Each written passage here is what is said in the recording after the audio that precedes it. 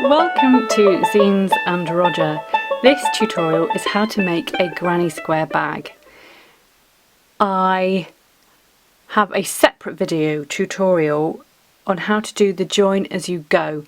I've just made up this sample showing how I did all of this. This granny square bag is 4 squares by 6. 1, 2, 3, 4, 5, 6.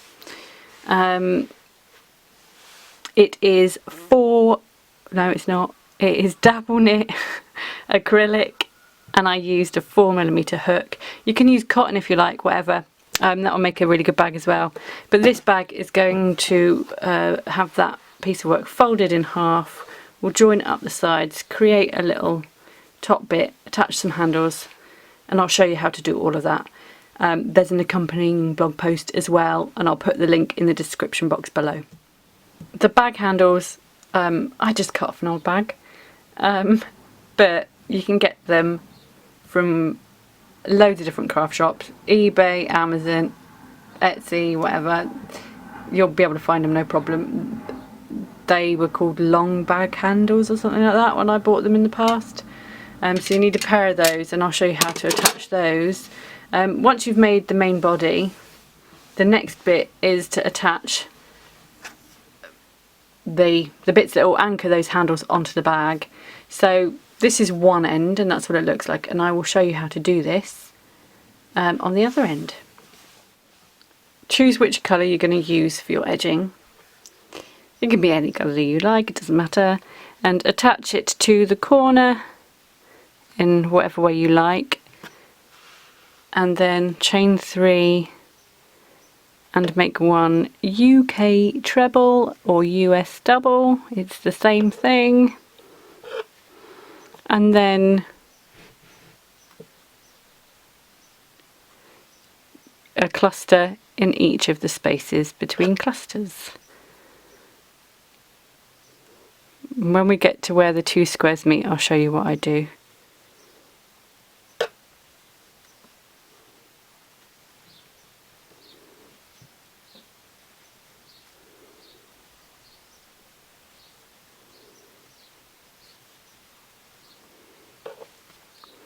So I make 1 stitch and then I crochet 2 together. So you start your next stitch, but rather than finish it off to pull through, yarn over and go into the next corner, and then pull through 2 and pull through 3, and that is two trebles together then. And then 1 stitch to finish that cluster. So rather than having 1 cluster here and 1 cluster there in both corner spaces, I've just joined them together to have a little makeshift cluster there. That'll avoid any bulk or any wibbly wobbliness. I'll just show you a close-up of what I did in the corners. So normal stitch and then 2 together.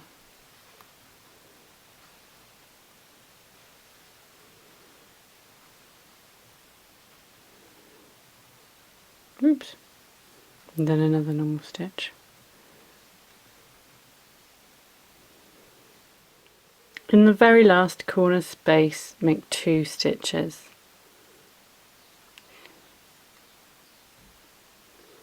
And now you've got the whole edge done. Chain 2 to start the next row and turn it, and then you're going to work back along into each of these stitches. This first 2 chain counts as a stitch, so skip that first stitch there because this counts as the stitch, and then 1 half treble in each stitch along to the end.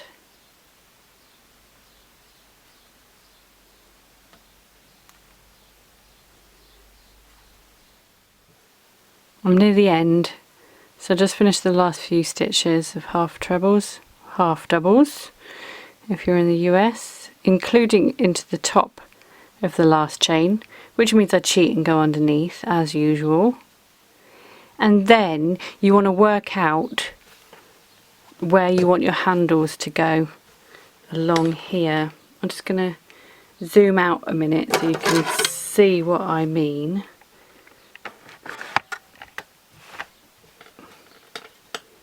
So seeing as we've got 4 squares, here's the centre, here's the centre of the handles, so place it there, and then you want to work out how many stitches you are from the end so that you can skip just a few on the end on either side. I worked it out that I needed to skip 5 on this end and 5 on this end to create the little bit that's going to post through the handles, which will fit. That's the width of the gap of the handles.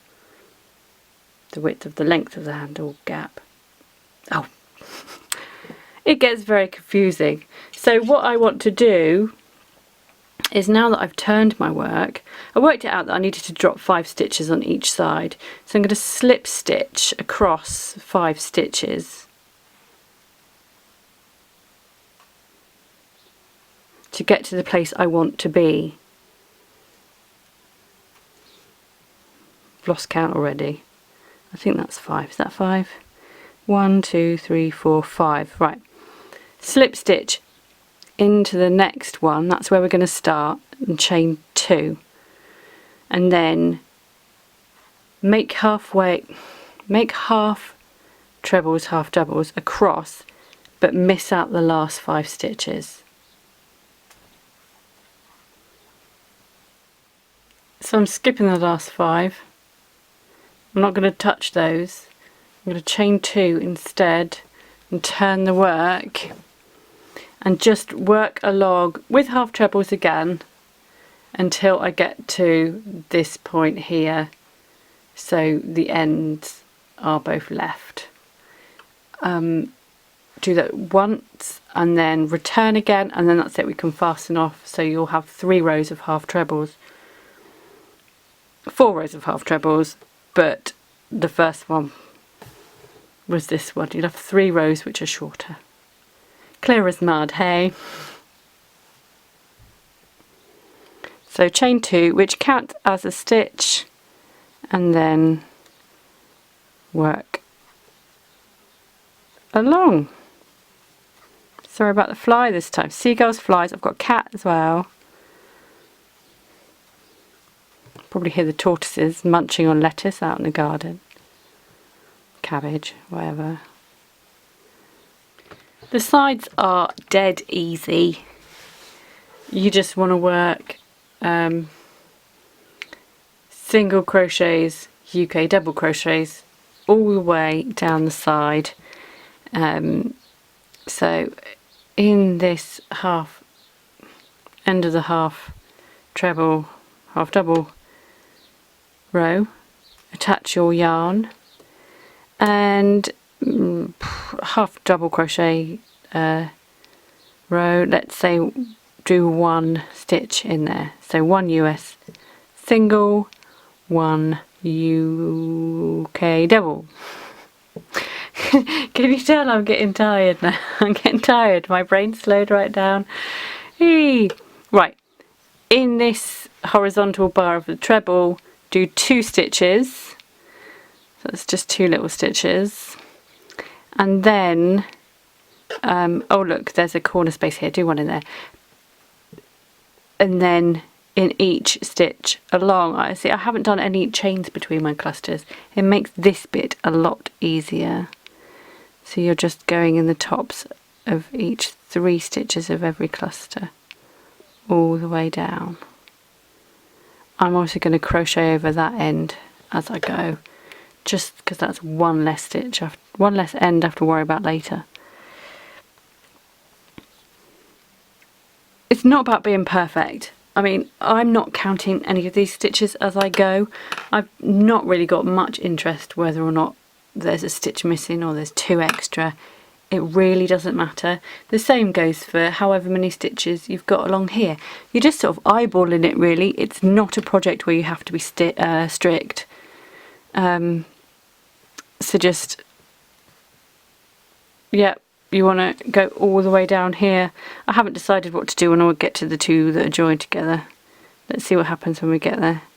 I made one of these bags. I just sort of made it up. I don't know. It must have been a couple of years ago now. And because of that, I can't remember what I did. I'm very good at making stuff up as I go along. I'm not very good at being organised. Let's have a look. Why don't we just put one in this join stitch here, and put one in this corner here. That looks alright, doesn't it? And away we go. It's entirely up to you. Do whatever you think looks best. You could just do one in this corner and one in this corner, rather than, I mean, I put it in there and in the corner, but do what you like. And then just work all the way down to the bottom. And when you've worked all the way along, so you've got that whole length and you've got all your US singles, UK doubles, all the way to the end, fold it in half.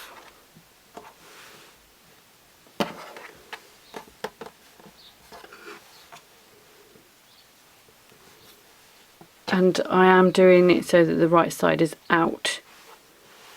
And then there's the bottom. And you're going to join your side together.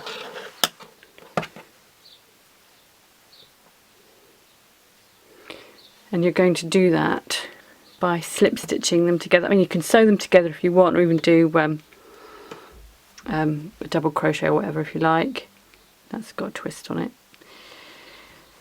So bring the yarn over, get in your first stitch on the other side, and then just make a slip stitch so that you're just slip stitching both sides together. I'm going through both loops of each stitch as well. I did try just doing facing loops, but it didn't look as tidy.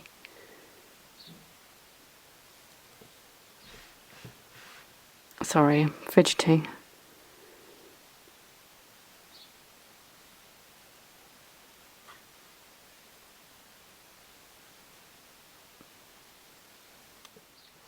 So you just do that all the way down, and then you repeat the process on the other side of the bag. So do your foundation of stitches all the way down the side, and then join it with the slip stitch, and then you've got the bases of your bag. And we'll do the handles next, and then we can line it. This should now be what your bag looks like. Both sides are joined, and you've got these bits at the top, and then it is now a pocket. So when you're at this stage, you want to get your handles. On. Just slide this bit through, and because you've eyeballed it, it should fit pretty well through there like that. And then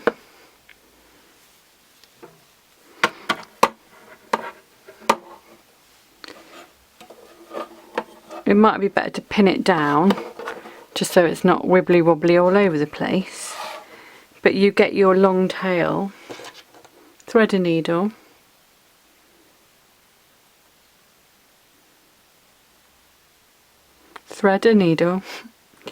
and then you can go through your stitches.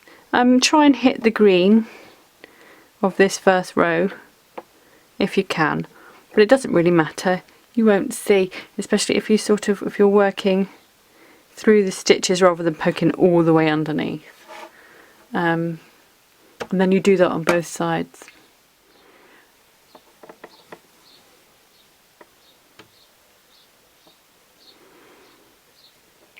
You can see I'm not being particularly neat or careful. I'm just sort of doing a few kind of back stitches and sort of just shoving it in wherever it'll go. Mostly I have been hitting the green stitches on the underside, so there won't be any that show through, which is good. But it's just making sure it's secure. It doesn't have to be pretty. And if your thread matches the colour of your crochet, then it doesn't really matter anyway. So once you've got all that stitched in place, you can just do a couple more stitches on the ends just to make it extra secure. Sew that in, and then you're done, because I've already done that first handle. So I'm just gonna weave it back and forth along. You can always try and pop it in a few more stitches to reinforce it again. As usual, you can take more time than me, because I do like to rush it when I'm when I'm recording. I just bosh it out pretty quick. But when you have got all the time in the world, sorry, somebody's being told off next door. Right, snip that, and you are done. You've got yourself a bag with handles. Beep. Da, da, da. And that's what it should look like. Ba-ba! It's okay. That's an okay sort of bag, isn't it? And then I would recommend lining it. Of course, I mean, that is a complete crochet bag, but because of the nature of crochet, it's going to stretch, it's going to warp a little bit. So I like to put in a lining.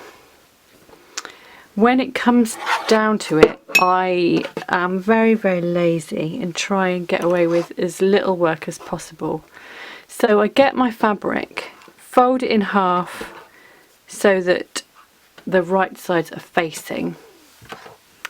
And then I do choose to use interfacing, because it will strengthen the bag. It gives it a better structure. But what I do, hang on, an aeroplane has magically made its way into shot. I lay the bag on top of my fabric, and I just draw a line where it meets. And where that is, I sew. And that's all I do.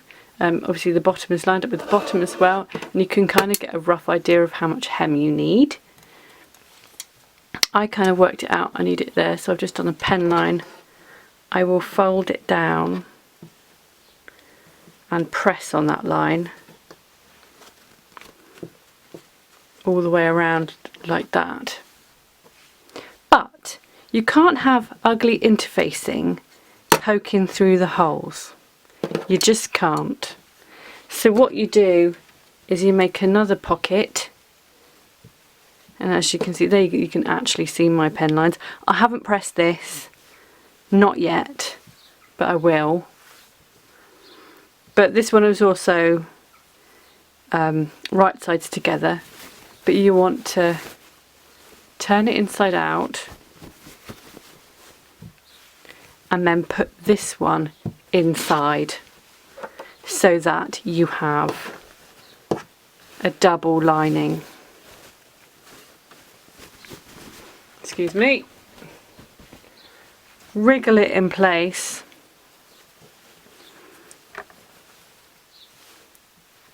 And then you'll press to match your hems like so, so that they're together. And then you put the whole thing inside your bag and stitch it. It's dead easy, I promise. This is now 2 pockets sewn together with interfacing in the middle. You've got the right side facing outwards here on one pocket, and then inside on that pocket. And then I top stitched all the way around, just so it's a little bit neater. You don't need a sewing machine to do any of this. You can do it by hand because it's only sort of a couple of bits up there and across there, but it does make it a bit quicker if you've got a machine. So you get your bag and then you shove the insides in and then you just sort of wriggle them about until you're happy with their position. Oops, sorry. And then when they're sitting nicely where you want them, pin them in place. So that's what I'll do next, and then I will hand sew the lining to the crochet bag. I'm pretty much at the end of sewing the lining on. I'm just going with the needle and thread around the edge so that it stays in place. But I'm also making sure that I attach it to the bit that went through the handle, just sort of as extra reinforcement really. And then once I've done this, it's a finished bag. It is a little bit dodgy, but it's completely handmade, so it's not going to be perfect.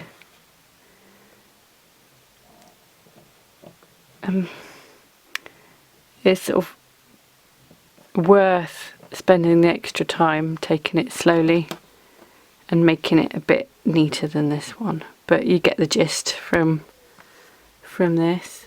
So yeah, sew all the way around and then tie it off and your bag is done. I will link to my old blog post about the first bag I made. And then I have taken a couple of pictures of this as I've gone along, and I'll put them in a new post, but I'm not sure if they'll be that useful, but we'll see. Anyway, if you found this helpful and enjoyed it, then please do think about subscribing and giving me a thumbs up. Please leave a comment down below. And if you want, you can always hit the Patreon link too. That would be marvellous. Yeah, more tutorials are on the YouTube channel, and more tutorials are hopefully on the way pretty soon. Thank you ever so much, and I will see you again next time. Cheerio. Bye bye.